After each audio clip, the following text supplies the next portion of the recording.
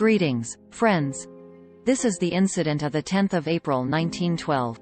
RMS Titanic, world's largest and most luxurious ship in its time. It set out on its first voyage. It was traveling from Southampton, England to New York. All kinds of people were aboard, renowned industrialists and actors as well as immigrants, who were on their way to America in search of a better life. It was being commanded by the 62-year-old senior captain Edward John Smith.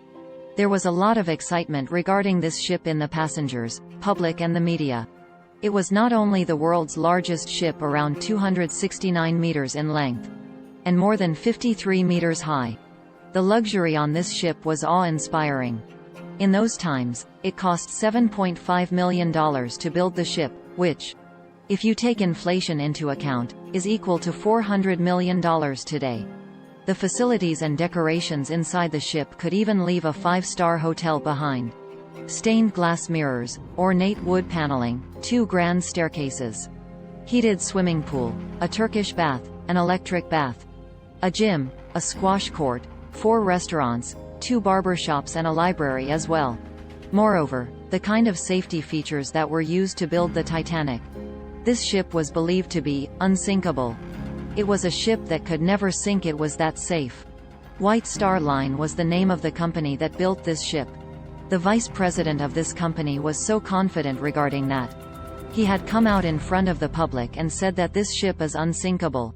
But 2 days later, after setting out on its first voyage, on the 12th of April 1912, Titanic began to get its first ice warnings. The Atlantic Ocean that Titanic was crossing in order to get to America was replete with ice. There were mountains of icebergs that were a danger to this ship. These warnings are not an unusual thing. The ships that sail the oceans often communicate through radio and signal the nearby ships about ice being present in their vicinity and seek caution in their path. After getting these warnings, Titanic changed its course twice to avoid danger. But it did not reduce its speed. It continued its journey towards its destination at a speed of 21.5 knots, which is equal 40 kilometers per hour. 2 days later, on the 14th of April 1912, there were 7 more ice warnings. But Captain Smith and his crew ignored these warnings.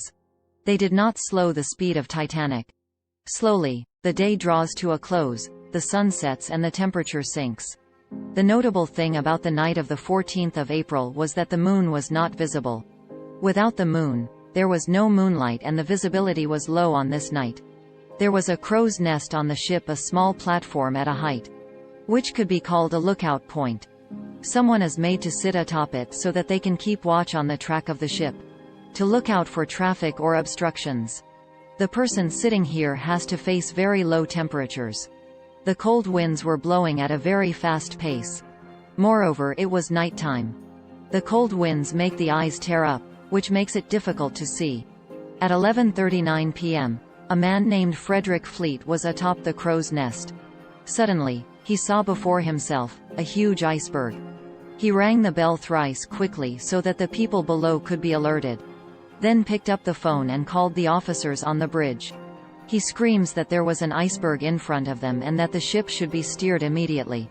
First Officer William heard this message and signaled the engine room that the ship should be steered in the left direction.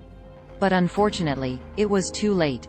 Just 1 minute later, at 11:40 p.m., the ship crashed into the iceberg. The Titanic was a new breed of luxury life. Titanic left port of Southampton, England. Among the passengers were many of the wealthy and influential. The band plays, the gay tunes and American red time dancers. The time was 11:40. The iceberg grazed the right side of the ship. And all of a sudden, she lifted up quickly. This iceberg was not a small one.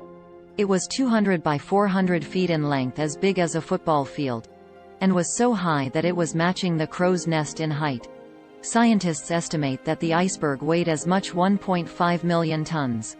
Titanic's front right side collided with the iceberg, specifically, near the bow.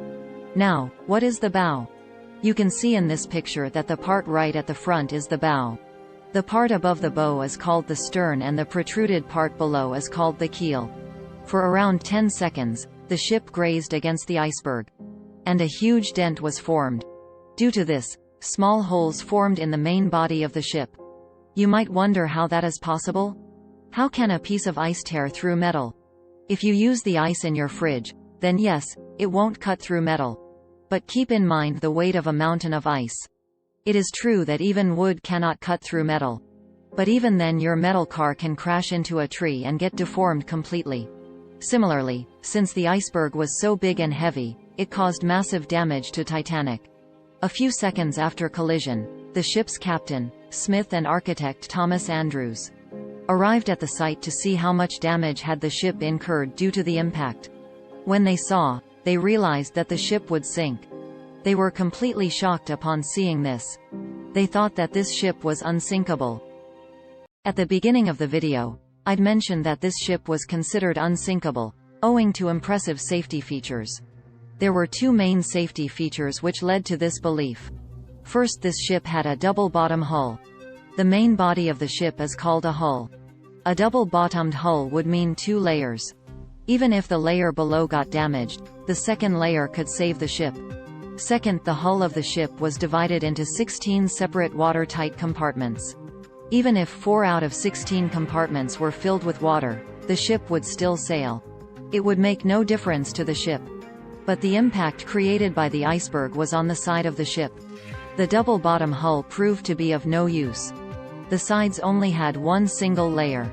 Second, the impact was so large that 6 out of 16 watertight compartments were breached.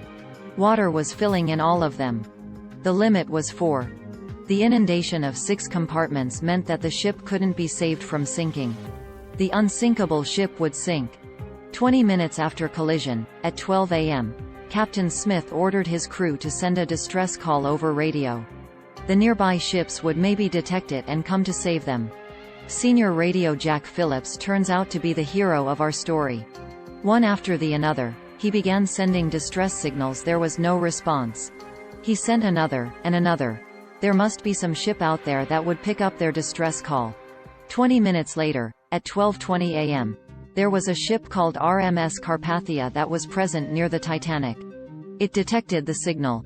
He spoke to the operator of Titanic over radio and directed his ship to move towards Titanic and go save them. The problem was that despite its closeness, this ship was 107 km away. Even if it moved towards the Titanic at its top speed, it would take 3.5 hours to reach the Titanic. Would the Titanic ship stay put for 3.5 hours? The rest of the crew members lit up flares and rockets in the sky, in the hope that a ship nearby would notice them. But unfortunately, apart from the ship Carpathia, there was no response from any other ship. Meanwhile, Captain Smith ordered the evacuation of passengers using the lifeboats on the ship. As per protocol, women and children would be given preference to board the lifeboats. As for the passengers on the ship, they were not that scared. Most of the passengers believed that Titanic was an unsinkable ship. There is no need for worry. After all, the company that put out ads claimed this again and again. So, yes, they might have hit an iceberg, but the ship wouldn't sink. For this reason, the first lifeboat that went down had a capacity of 65 people, but only 28 went. Half the lifeboat remained empty as it was lowered. With the passage of time, compartments began to be filled with water one after the other. The ship began to tilt. Gradually, the passengers realized that the ship could indeed sink. When this realization dawned, there was chaos and people began to run around in panic. By 1 in the night, so much water had filled the compartments in the front that the bow of the ship had gone underwater. Due to this, the rear part of Titanic surfaced out of the water. The propellers at the back surfaced out of the water. When the ship tilted to this degree, pandemonium reigned. People began to fight with one another for a seat in the lifeboat. The problem was there was a scarcity of lifeboats on the ship. There were only 20 lifeboats, which could accommodate only 1,200 people approximately. But there were around 2,200 aboard the ship. At 2:05 a.m., the last lifeboat was lowered from the Titanic. But 1,500 people were still on board. In this chaos, some people tried snatching their place in the lifeboats. But some people had accepted their fate and stayed back in the ship. The end was chaotic. Everybody was crying, praying, trying to get into the few lifeboats that were left. Oh, it was, pretty sad at the end. As per eyewitnesses, the ship broke into two halves at around 2:20. And then slowly began to sink. It did not take even 3 hours for the unsinkable ship to sink. Of 1,500 people aboard the ship either drowned with the ship, or the ones that knew how to swim, were killed by hypothermia. The temperature of the water was 2 degrees Celsius. If you fall into the water at this temperature, you die within minutes due to hypothermia. It is said that the captain of Titanic, Edward Smith, stayed at the wheel until the end and drowned with the ship. Some even believe that he committed suicide by killing himself. The ship RMS Carpathia, that had set out to save the Titanic, reached this location around 3:34 a.m. to save the people on the ship, but it was 1 hour late. After the disaster of the Titanic, questions were raised, many controversies took birth. Investigations were conducted and some unknown facts surfaced that shocked everyone. How would it feel if I say that there was another ship 37 km away from Titanic that night, which could make it in time to save the passengers of the Titanic? It is true the ship was SS Californian. 1 hour before the Titanic hit the iceberg, the last iceberg warning was issued by SS Californian. They had warned, "Watch out. There are a lot of icebergs in the ocean here." After that, at 11:15, the radio operator on the Californian ship had switched off the radio. The Californian ship had stopped for the night and was not moving ahead, keeping the danger in mind. Since the ship had stopped for the night and the radio was off, it did not receive the distress signal. The ship was so close to the Titanic that the passengers on the deck of the Titanic could see the ship on the horizon. When the officers were boarding the passengers in the Titanic, one officer even remarked that he could see a ship in the distance, and that it would come save them soon, and so there was no need to worry. But this Californian ship did not come even when rockets and flares were lit up. It is reported that after 12 a.m., the crew members on the Californian ship had actually seen the rockets fired from Titanic. They had even informed their captain Stanley Lord, but the captain insisted that it was no distress signal. Rather, the rich men on Titanic who were partying. Had Captain Lord of the Californian ship taken the rockets and flares seriously that night, so many people aboard the Titanic could have been saved. Next morning, when they switched their radio on, they received the SOS calls from Titanic. They reached the site, but it was too late by then. They only saw dead bodies floating in the water. Both the inquiries that were conducted in this matter put the blame on Captain Lord of the Californian. But one single man cannot be blamed for such a huge disaster. Other people were responsible as well. Like the lifeboat example I mentioned, there were not a sufficient number of lifeboats, because the company that made the ship thought it was unsinkable and the lifeboats were unnecessary. Apart from that, the captain of Titanic had not even conducted safety drills. A safety drill was to be conducted on the day Titanic collided with the iceberg, but the captain cancelled that because he thought they were unnecessary since the ship was unsinkable. The next mistake was that of steersman Robert Hitchens, who was at the steering wheel. That night, when an iceberg alarm was sounded, the officer on the deck instructed that the ship should be turned left. But in panic, Robert Hitchens misunderstood the message and steered the ship towards the right. This was the opposite direction towards the iceberg. By the time he realized his mistake, it was too late. British inquiry also found that Titanic was issued so many iceberg warnings and to proceed with caution. But despite that, the ship was sailing at full speed. Why was that? Why did the captain not slow down? There are many theories behind that. A popular theory suggests that Joseph Bruce, the chairman and managing director of White Star Line, the company that manufactured the Titanic, influenced Captain Smith and pressured him that the speed of the ship be maintained. There was tremendous pressure from the company that the ship had to complete its first voyage in 6 days, so that a record could be broken, so that they could show that the Titanic was not only the biggest, the most expensive ship, but the fastest ship as well. A specific incident happened on the 14th of April, at 2 p.m. when Captain Smith saw the ice warning and showed it to Joseph, that they should reduce the speed because there is an ice warning. But Joseph stuffed the paper in his pocket so that the people and the crew members did not find out. He did not want the speed of the ship to slow down. This one disaster changed this industry worldwide forever. Many new regulations and standards were set up to avoid such disasters in the future.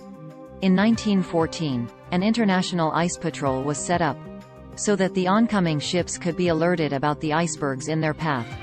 A treaty, International Convention for the Safety of Life at Sea, SOLAS, was signed, which set new standards regarding ships.